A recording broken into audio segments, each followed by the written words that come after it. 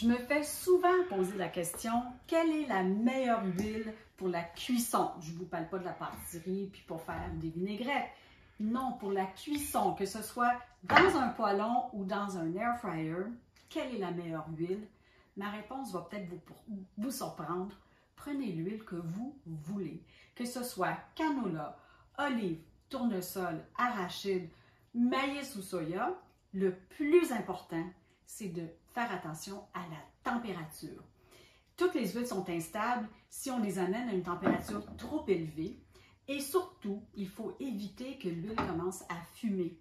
Quand l'huile commence à dégager de la fumée, ça veut dire qu'elle est en train de se décomposer. Pareil comme lorsque vous faites un feu avec du bois, puis le bois brûle, le bois se décompose.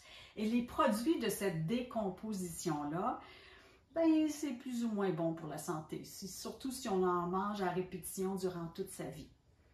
Maintenant, quand vient le temps de faire frire un aliment, en grande friture, par exemple, si vous faites des beignets, des beignes, des fish and chips, des croquettes, alors là, c'est important de choisir une huile qui a un point de fumée, c'est-à-dire une température à laquelle l'huile commence à brûler, donc un point de fumée qui est plus élevé.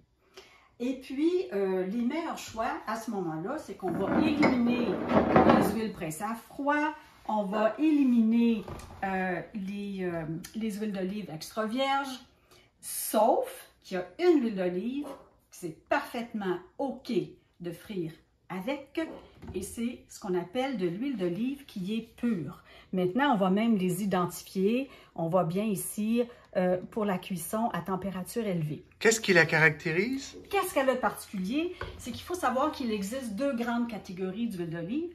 Les huiles d'olive extra vierges, on le dit toujours, extra vierges, sont pressées à froid. Ce sont des huiles qui contiennent encore des composés qui brûlent facilement à la cuisson. Mais il existe aussi des huiles d'olive qui sont dites pures. Alors, sur l'étiquette, ça va être marqué juste huile d'olive ou huile d'olive pure. Ce sont des huiles d'olive qui ont été raffinées.